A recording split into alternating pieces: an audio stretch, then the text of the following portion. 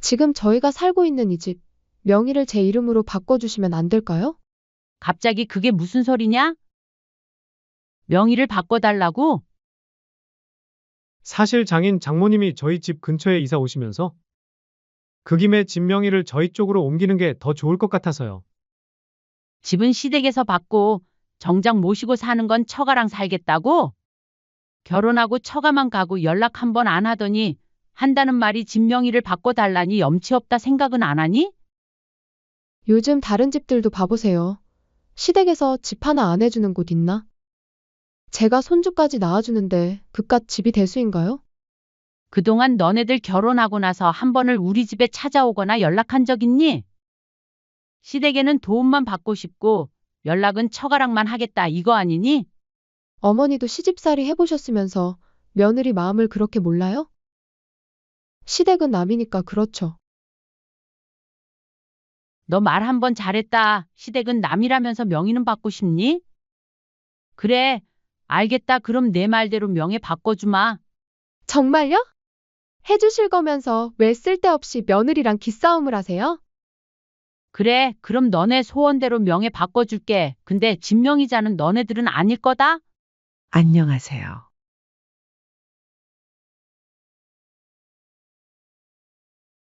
이 사연의 주인공은 69세 박경자 씨입니다.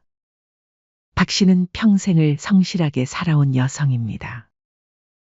젊은 시절에는 식당 주방에서 하루 종일 뜨거운 기름과 씨름하며 살았고 몇 해 전까지만 해도 홀로 국밥집에서 서빙을 하며 하루도 쉬지 않고 일했습니다. 남편 역시 마찬가지였습니다.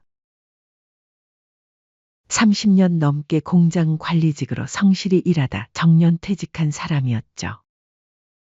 성실한 박 씨 부부에게는 분명한 목표가 있었습니다.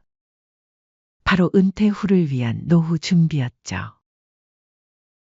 늙어서 자식들에게 짐이 되면 안 된다는 생각으로 어렵게 모은 돈으로 서울 성동구에 아파트 한 채를 마련해 두었습니다. 이 집은 단순한 부동산이 아니었습니다. 박 씨에게는 평생의 노고가 담긴 소중한 결실이었고 남편과 함께 꿈꿔온 안락한 노후의 보금자리였습니다. 하루도 허투루 살지 않고 성실히 일한 부부의 삶을 증명하는 표창장 같은 존재였죠. 그러던 어느 봄날 아들이 갑작스럽게 결혼 소식을 전해왔습니다. 어머니, 저 결혼하려고 해요. 전화기 너머로 들려온 아들의 목소리에 박 씨는 순간 숨이 멎는 것 같았죠. 늘 결혼 이야기만 나오면 아직 일러요. 나중에라며 말을 돌리던 아들이 처음으로 입을 연 것이었기 때문입니다. 정말이니? 우리 아들이? 박 씨의 목소리는 떨렸습니다. 30을 훌쩍 넘긴 아들의 결혼 소식에 드디어 우리 아들도 짝을 찾았구나 하는 생각에 가슴이 뭉클했습니다. 네, 어머니. 좋은 사람이에요. 한번 인사시켜 드릴게요. 아들의 목소리에는 설렘이 가득했습니다. 박 씨는 그 순간 눈시울이 붉어지는 것을 느꼈습니다. 늦은 나이에도 불구하고 아들이 사랑하는 사람을 만났다는 사실이 무엇보다 기뻤습니다. 예비 며느리를 처음 본 건 아들이 조심스럽게 인사를 시키겠다며 데려온 날이었습니다. 박 씨는 그날을 위해 평소보다 더 신경 써서 음식을 준비했습니다. 아들이 좋아하는 갈비찜과 각종 나물 그리고 정성스럽게 끓인 미역국까지.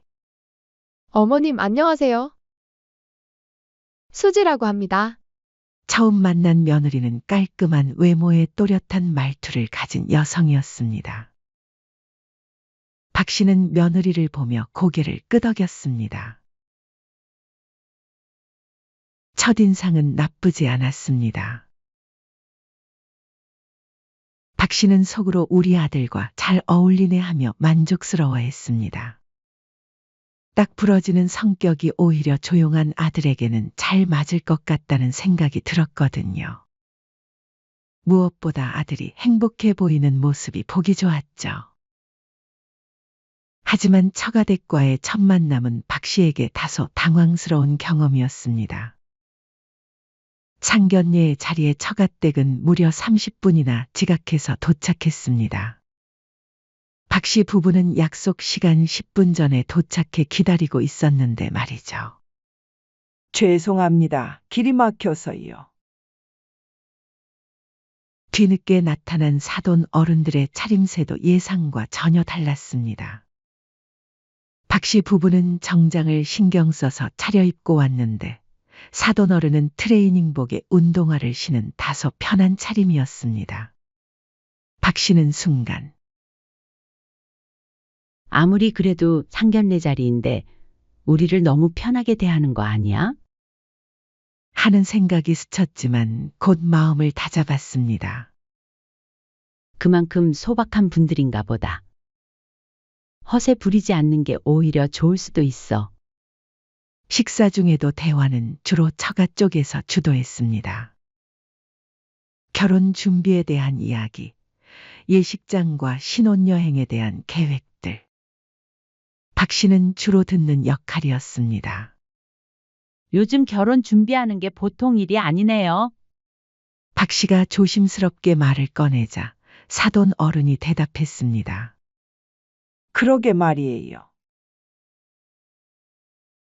사돈 고생하시겠어요. 그 말투에서 박 씨는 묘한 뉘앙스를 느꼈습니다. 마치 모든 준비를 박 씨 쪽에서 해야 한다는 식으로 들렸기 때문입니다. 하지만 박 씨의 우려는 현실이 되었습니다. 처가댁에서는 예단, 예물, 신혼여행 그리고 심지어 신혼집까지도 모두 박 씨 부부가 책임지기를 원했습니다. 그 이후로 이어지는 결혼 준비 과정은 예상보다 훨씬 복잡하고 고달팠습니다. 처음에는 요즘 시대에 맞게 반반씩 하자라고 제안했지만 돌아오는 대답은 늘 같았습니다. 저희는 딸 곱게 키워서 보내드리는 걸로 충분하다고 생각해요. 심지어 결혼식 날 박 씨가 입을 한복의 색깔과 무늬까지 정해서 온 것이었죠. 시어머니가 너무 화려하면 안 된다는 이유였습니다. 어머님, 저희 어머니가 이 색깔 한복 어떠시냐고 하시는데요? 며느리가 건넨 색상표를 보며 박 씨는 당황했습니다. 평생 한 번 입을 한복인데 자신이 좋아하는 색깔도 선택할 수 없다는 것이 서운했습니다. 남편은 그런 박 씨를 보며 걱정스러운 표정을 지었습니다.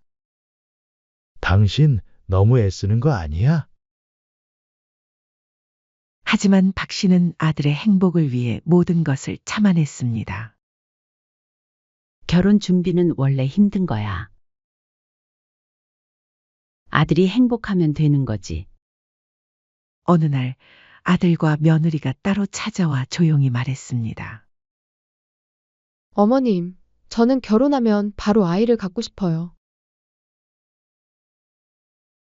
직장도 그만두고 가정에 충실하고 싶거든요.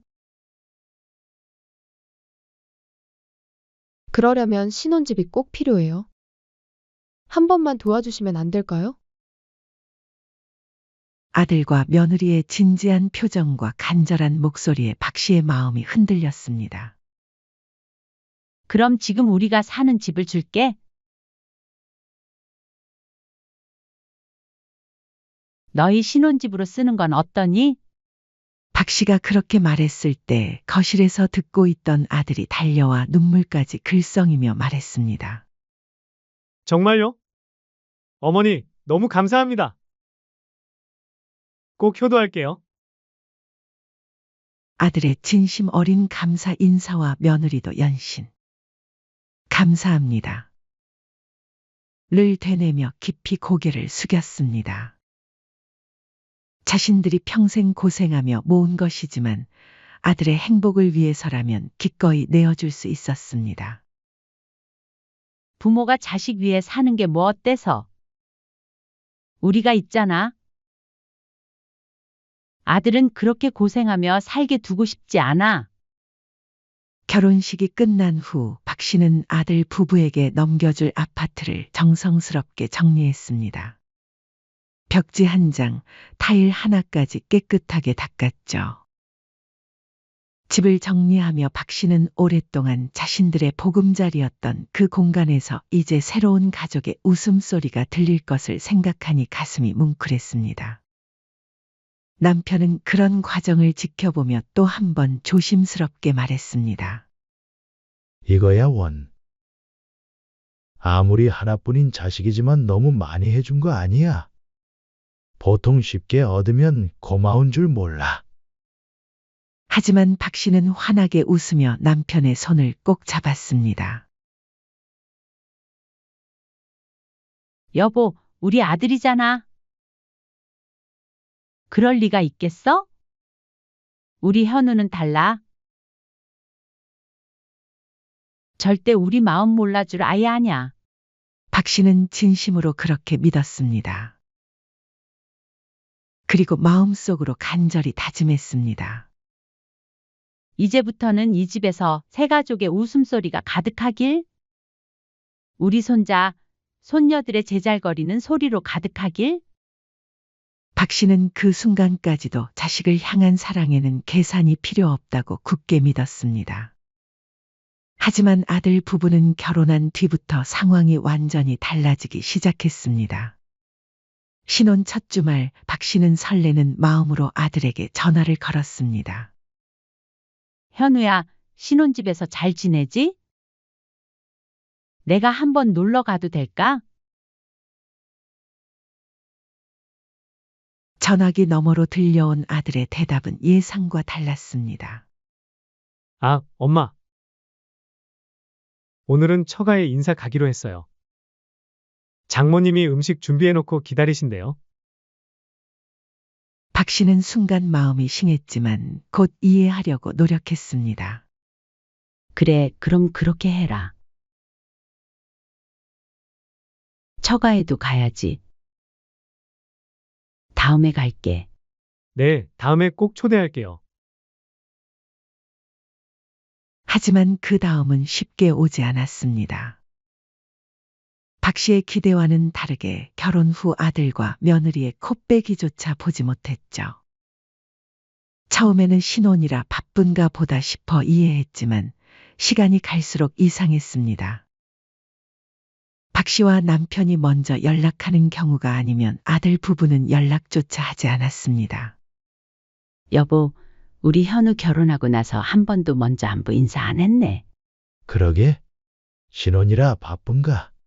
남편도 서운한 기색을 감추지 못했습니다.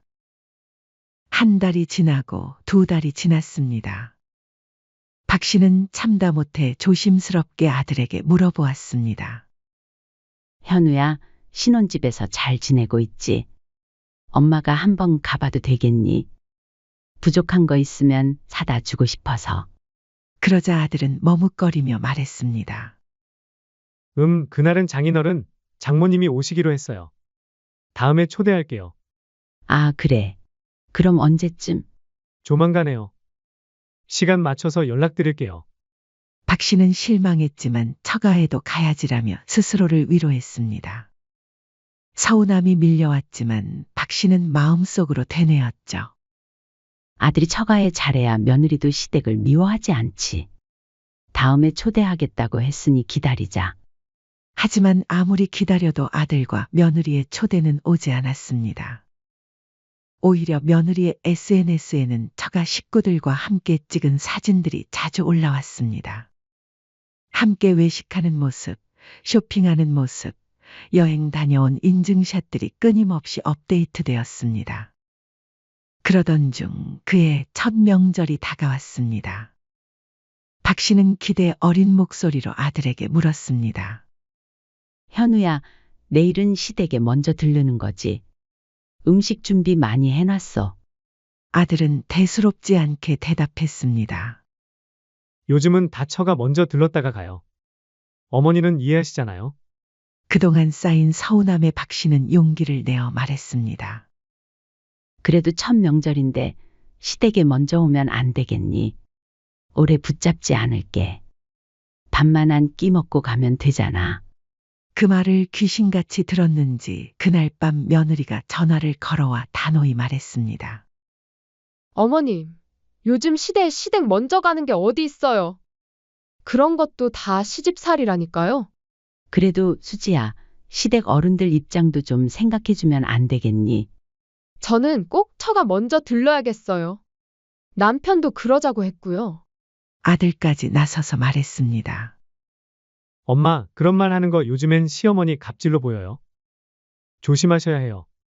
단지 첫 명절에 시댁에 먼저 와달라고 한 것뿐인데 그것이 갑질이라니 박 씨는 순간 숨이 막혔습니다. 결국 박 씨는 그래 그럼 그렇게 해라며 말끝을 흐리며 전화를 끊었습니다. 남편은 헛웃음을 지으며 한마디 했습니다. 결혼하고 나서도 항상 처가만 챙기더니 명절도 그렇네. 뭐 한 번을 시댁 먼저 오는 꼴을 못 봤구먼. 박 씨는 조용히 한숨을 쉬었습니다. 우리가 너무 옛날 사람처럼 구는 건가? 아무리 그래도 이건 아닌 것 같은데. 하지만 정작 처가에 갔다가 온다던 아들과 며느리는 피곤해서 좀 쉬고 싶다. 몇 첫 명절에 시댁에 오지 않았습니다. 박 씨 부부는 조용한 명절을 둘이서 보내야 했습니다. TV 속 웃음 가득한 가족들의 모습에 마음속 허전함을 꾹꾹 눌러야 했습니다. 여보, 우리만 이상한 건가? 다른 집 아들들도 다 이래. 글쎄, 요즘 세상이 많이 바뀌었다지만 그래도 이 정도는 아닐 텐데. 며칠 뒤 박 씨는 용기를 내어 처음으로 며느리에게 전화를 걸었습니다. 결혼 후 단 한 번도 먼저 전화를 걸어본 적이 없었기 때문에 손이 떨렸습니다. 전화기를 들고 번호를 누르면서도 괜찮을까? 부담스러워하지 않을까 하는 걱정이 앞섰습니다. 한참을 망설이다가 결국 며느리한테 전화를 걸었습니다. 여보세요? 며느리의 목소리는 평소보다 차갑게 들렸습니다. 수지야, 나야. 잘 지내지? 아, 네. 혹시 필요한 건 없니? 요즘 날씨가 추워지는데 몸살 같은 거 없고? 힘든 건 없어? 박 씨는 최대한 다정하게 말하려고 노력했습니다. 하지만 며느리의 반응은 시큰둥했습니다. 없어요. 괜찮아요. 바빠서 다음에 통화해요. 박 씨는 서둘러 끊으려는 며느리를 붙잡으며 다시 조심스럽게 말했습니다. 잠깐, 수지야, 우리도 가족인데 가끔 전화라도 좀 해주면 좋잖니. 우리 며느리 보고 싶어서. 안부라도 궁금하고. 박 씨의 간절한 목소리에도 며느리의 대답은 단호했습니다. 저는 이렇게 지내는 게 더 편해요. 솔직히 이렇게 자주 연락하는 거 별로 좋아하지도 않거든요. 며느리는 말을 마치자마자 전화를 끊어버렸습니다. 박 씨는 한동안 뚜뚜뚜 소리만 나는 전화기를 귀에 대고 있었습니다. 그날 밤 예상했던 대로 아들이 전화를 걸어왔습니다. 아들은 목소리부터 불편한 기색이 역력했습니다. 엄마, 제발 수지한테 전화하지 마세요. 스트레스 받는데요. 뭐? 내가 며느리한테 전화도 못하냐? 그래도 가족인데 전화 한 번 하는 게 뭐가 잘못됐니? 박 씨의 목소리에는 억울함이 가득했습니다. 요즘은 다 그래요. 서로 간섭 안 하고 지내는 게 좋다니까요. 엄마도 이해해 주세요. 앞으로는 저 통해서만 연락 주세요. 아내한테 직접 하지 마시고요. 아들의 말에 박 씨는 순간 말문이 막혔습니다. 그 말에 박 씨는 아무 말도 하지 못했습니다. 가슴 한 구석이 얼어붙는 것 같았죠. 그 이후로도 시간은 계속 흘렀습니다. 하지만 아들의 연락은 더욱 뜸해졌습니다. 생일에는 문자 한 통, 명절에도 아들만 왔고, 한동안은 안부 전화조차 없었습니다. 정말 견디기 힘든 것은 시간이 갈수록 처가댁과 시댁에 대한 대우 차이가 너무나 분명해졌다는 것이었습니다. 며느리는 처가 식구들과 함께 호텔에서 외식을 하거나 여행을 다녀온 사진이 자주 올라왔습니다. 최근에는 사돈 어르신 생신의 아들과 함께 고급 호텔에서 식사를 하고 명품 가방까지 선물로 드렸다는 이야기도 들려왔습니다. 반면 박 씨와 남편의 생일은 까맣게 잊은 채 지나갔습니다. 한참 뒤에서야 늦었지만 생신 축하드려요라는 성의 없는 문자 한 통이 전부였습니다. 여보, 우리 생일은 잊어버리고 처가 어른 생신은 호텔에서 해준다니. 박 씨의 목소리에는 깊은 상처가 배어 있었습니다. 남편은 참다 못해 분노를 터뜨렸습니다. 됐어. 이제 저 자식이랑 연 끊자. 우릴 무슨 동네 봉으로 아는 것도 아니고. 집까지 해줬는데 꼴이 이게 뭐야? 하지만 박 씨는 마지막까지 아들을 믿어보자며 남편을 설득했습니다. 여보, 그래도 우리 자식이잖아. 마지막으로 한 번만 더 믿어보자. 박 씨의 간절한 목소리에 남편도 더 이상 말하지 않았습니다. 그러나 그런 박 씨조차 더 이상 참을 수 없게 만든 결정적인 사건이 일어나고 말았습니다. 결혼한 지 2년 만에 처음으로 아들 부부가 박 씨 부부를 집으로 초대했습니다. 어머니, 이번 주말에 저희 집 한번 와주세요. 오랜만에 들은 초대의 박 씨와 남편은 작게 기대에 부풀었습니다. 여보, 혹시 좋은 소식인가? 아이라도 생겼나? 반성했나 보지. 아들 목소리도 밝더라. 박 씨는 그날을 위해 정성스럽게 준비했습니다. 아들이 좋아하는 과일도 사고 며느리가 한 번 맛있다고 했던 떡도 준비했습니다. 박 씨는 설렘과 긴장을 동시에 안고 남편과 함께 아들의 집을 찾았습니다. 아들과 며느리는 평소보다 친절하게 맞아주었습니다. 차도 정성스럽게 내어주고 안부도 물어보았습니다. 드디어 우리를 가족으로 받아들이려나 보다. 그동안 서운했지만 이제라도 잘하려는 걸 보니 박 씨는 마음이 놓였습니다. 하지만 한참 후 아들이 차를 다시 따라주며 조심스럽게 입을 열었습니다. 어머니, 다름이 아니라 저희가 말씀드릴 게 있어서 모셨어요. 박 씨는 드디어 좋은 소식을 전하려나 하며 기대에 찬 눈으로 며느리를 바라보았습니다. 지금 저희가 살고 있는 이 집, 명의를 제 이름으로 바꿔주시면 안 될까요? 박 씨는 순간 귀를 의심했습니다. 깜짝 놀라서 물었습니다. 갑자기 그게 무슨 소리냐? 명의를 바꿔달라고? 아들 부부는 서로 눈치를 주고받더니 조심스럽게 말했습니다. 사실 처가 부모님이 저희 집 근처에서 같이 살기로 했어요.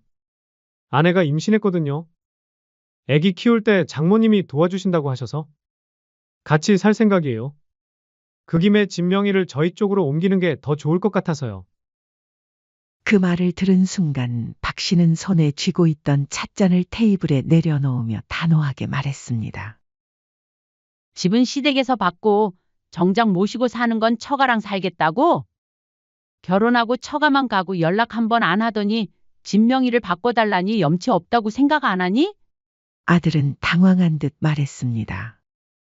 어머니, 그게 아니라 그게 아니긴 뭐가 아니야? 요즘 다른 집들도 봐보세요. 시댁에서 집 하나 안 해주는 곳 있나? 제가 손주까지 낳아주는데 그깟 집이 대수인가요? 박 씨에게서 참았던 감정이 터져나왔습니다. 그런 명예 바꿔주면 시댁엔 뭘 해줄 건데? 매번 찾아오고 연락할 거야? 손주 태어나면 우리도 자주 볼 수 있니? 그러자 아들은 시선을 피하며 솔직하게 말했습니다. 솔직히 그건 좀 힘들 것 같아요. 아내도 눈치 보이고 처가 부모님도 가까이 계시니까. 그동안 너네들 결혼하고 나서 한 번을 우리 집에 찾아오거나 연락한 적 있니? 시댁에는 도움만 받고 싶고 연락은 처가랑만 하겠다 이거 아니니? 어머니도 시집살이 해보셨으면서 며느리 마음을 그렇게 몰라요? 시댁은 남이니까 그렇죠. 너 말 한 번 잘했다. 시댁은 남이라면서 명의는 받고 싶니? 그 순간 박 씨 마음속에서 무언가 뚝 하고 끊어지는 느낌이 들었습니다. 지난 세월 자신이 참아왔던 모든 서운함과 실망, 외면당했던 기억들이 한꺼번에 떠올랐습니다. 결혼 준비 때 모든 비용을 떠안았던 것, 신혼집으로 자신들의 집을 내어준 것, 명절에도 오지 않았던 것, 생일을 잊어버렸던 것, 연락조차 부담스러워했던 것들이 주마등처럼 스쳐 지나갔죠. 그래, 내 말대로 명예 바꿔주마. 아들의 눈이 번쩍 뜨였습니다. 며느리도 놀란 듯 박 씨를 바라보았습니다. 정말요? 어머니, 감사합니다. 정말요? 해주실 거면서 왜 쓸데없이 며느리랑 기싸움을 하세요? 아들도 기뻐하며 말했지만 박 씨는 미소도 짓지 않고 고개만 끄덕였습니다. 일주일 뒤에 연락할게. 박 씨는 더 이상 말하지 않고 남편과 함께 자리에서 일어났습니다. 그날 밤 박 씨는 남편과 오래 대화를 나눴습니다. 여보, 집합시다. 아들한테는 명예 바꿔준다고 하더니 맞아요. 아들이 원하는 대로 명의를 바꿔주려고요. 하지만 그 대상이 아들과 며느리는 아니에요. 남편은 박 씨의 단호한 표정을 보며 고개를 끄덕였습니다. 그래, 당신이 결정한 대로 하자. 나도 더 이상은 못 참겠어. 며칠 뒤 박 씨는 조용히 집을 매매에 내놓았습니다. 조건 좋은 매수자가 금방 나타났고 계약은 순식간에 이루어졌습니다. 일주일 후 아들 부부가 기대 가득한 얼굴로 다시 찾아왔습니다. 어머니, 명예 이전 서류 준비됐나요? 박 씨는 조용히 서류가 담긴 봉투를 건넸습니다. 아들이 설레는 마음으로 봉투를 열어보았습니다. 하지만 그 안에 들어있던 서류는 그들이 기대한 명예 이전 서류가 아니었습니다. 완전히 다른 사람에게 매매가 완료된 계약서였습니다. 서류를 확인한 아들은 순간 얼굴이 하얗게 질렸습니다. 어머니, 이게 뭐예요? 이건 매매 계약서잖아요. 다른 사람한테 팔았다고요? 며느리는 자리에서 벌떡 일어나 소리쳤습니다. 어머님, 어떻게 이러실 수 있어요? 저희한테 아무 말씀도 없이. 박 씨는 담담하게 대답했습니다. 명예 바꿔준다 했잖니. 그래서 바꿨어. 왜 문제 있니? 아들의 얼굴이 더욱 창백해졌고 며느리는 당황한 듯 입을 열었습니다. 장난하시는 거죠? 저희는 이제 어디서 살아요? 박 씨는 차분히 말했습니다. 애초에 그 집은 너희 것이 아니었어. 걱정 마라. 한 달간 유예 기간은 뒀어. 그동안 이사 준비해. 새 주인이 입주할 거니까. 며느리가 벌컥 소리쳤습니다. 이건 아니죠. 가족끼리 어떻게 이럴 수 있어요? 박 씨는 며느리의 눈을 똑바로 바라보며 말했습니다. 아주 오냐오냐 해줬더니 하늘 무서운 줄 모르고 어딜 날로 먹으려고 하니? 시댁에서 집도 해주고 혼수도 다 해줬어. 그런데 연락 한 통 하는 게 그렇게 어려웠니? 며느리는 눈시울을 붉히며 급하게 말했습니다. 앞으로는 자주 찾아뵙고 연락할게요. 진짜요. 제가 잘못했어요. 하지만 박 씨는 며느리에게 차가운 일침을 날렸습니다. 내가 너더러 시댁이랑 연락하기 싫다고 했니? 이제 와서 그런 소리 하지 마. 나도 안 주고 연락도 안 받을 거야. 그리고 박 씨는 아들을 향해 단호히 말했습니다. 내가 그렇게 처가가 좋고 챙겨주고 싶으면 거기 가서 집 달라고 해. 왜 우리한텐 당연하다는 듯이 달라고 하니? 가서 사돈 어른한테 부탁해라.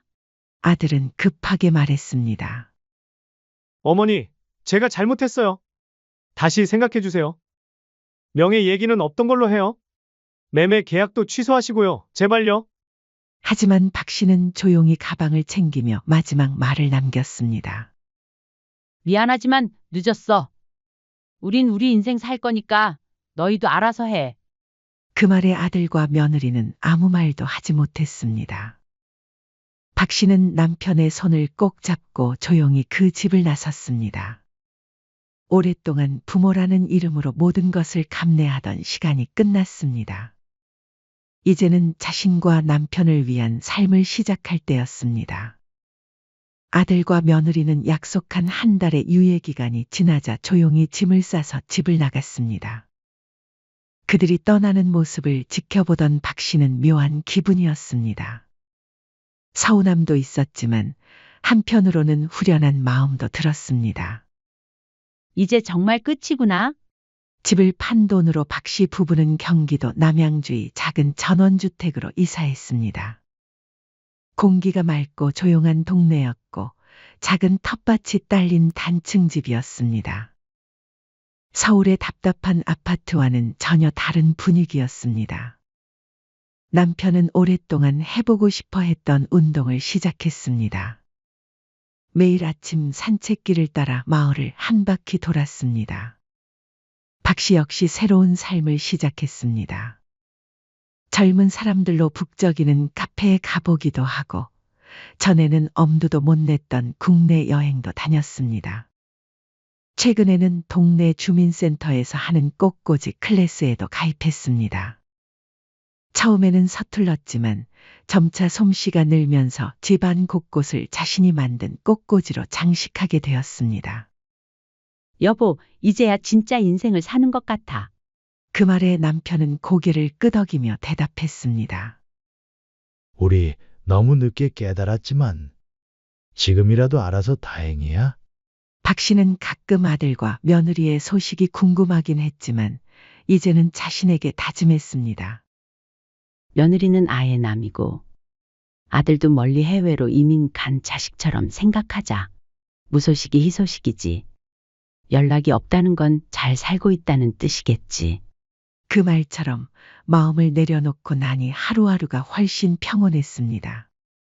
한편 아들과 며느리는 이전보다 훨씬 작은 아파트로 이사해서 처음부터 다시 시작하게 되었습니다.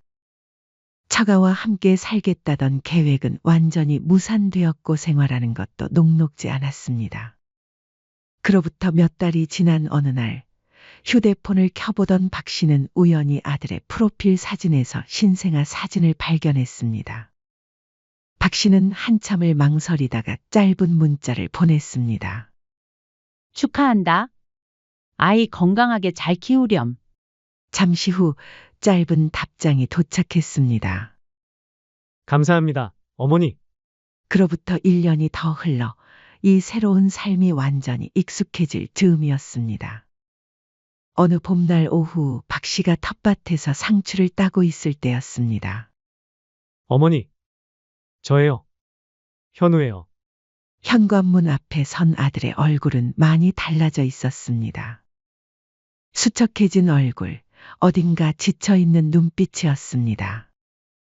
박 씨는 손에 묻은 흙을 털며 조용히 아들을 바라보았습니다. 어머니, 저 정말 죄송합니다. 그동안 제가 너무 어리석었어요. 아들의 목소리는 떨리고 있었습니다. 아내랑도 자주 싸우고 아이 키우는 것도 어렵고 부모가 되어 보니까 이제야 그 마음을 조금 알 것 같아요. 박 씨는 말없이 그를 바라보았습니다. 제가 정말 바보였어요. 처가에는 잘 보이려고 노력하면서 정작 가장 소중한 부모님께는 소홀했어요. 다시 예전처럼 지내면 안 될까요? 그 말에 박 씨는 단호하게 말했습니다. 우린 이제 너희 줄 집도 없고 마음도 없어. 우리가 앞으로 한 푼도 지원 안 해줘도 괜찮겠니?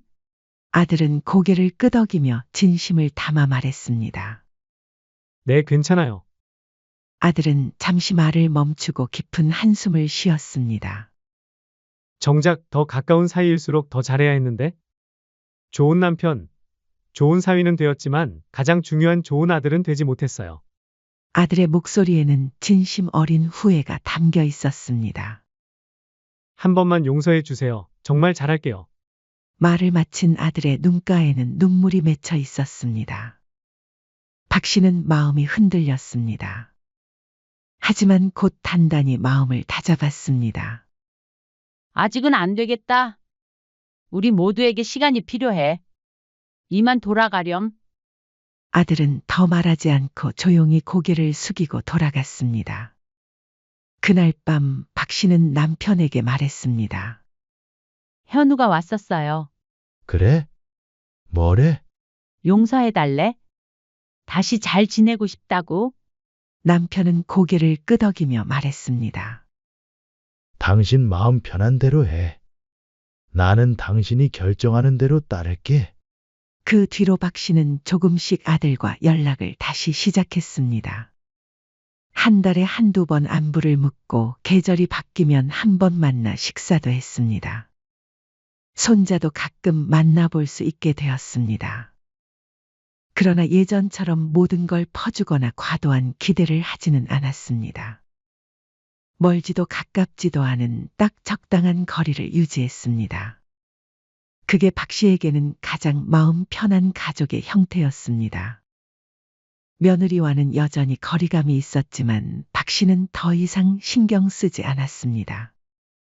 억지로 친해지려 하지도 미워하지도 않았습니다. 그냥 먼 이웃 정도로 생각하며 예의는 지켰습니다. 이번 일을 통해 박 씨는 하나의 소중한 교훈을 얻게 되었습니다. 가족은 피로 이어진 게 다가 아니에요. 주고받는 마음, 존중, 그리고 예의가 없으면 그건 그냥 남보다 못한 존재일 뿐이에요. 이제야 알겠어요. 나를 먼저 챙겨야 누구도 제대로 챙길 수 있다는 걸? 어느 날 오후 박 씨는 텃밭에서 기른 상추와 토마토를 따며 남편에게 말했습니다. 여보, 우리 참 잘한 것 같아? 이사 온 거 말이야. 그래? 여기서 사니까 마음이 편해. 박 씨는 고개를 들어 푸르게 펼쳐진 텃밭을 바라보았습니다. 자신의 손으로 가꾼 채소들이 싱싱하게 자라고 있었습니다. 어느새 따뜻한 햇살이 그들 부부의 정원 위로 고요히 내려앉고 있었습니다. 69세에 시작된 박 씨의 진짜 삶은 지금부터였습니다. 남을 위해 희생하는 삶이 아닌 자신과 남편을 위한 당당한 삶이었습니다. 사연은 여기까지였습니다. 구독, 좋아요는 영상 제작에 큰 힘이 됩니다. 알림 설정을 하시면 더욱 새롭고 재밌는 사연을 빠르게 즐기실 수 있습니다. 인생의 쉼표를 시청해 주셔서 감사합니다.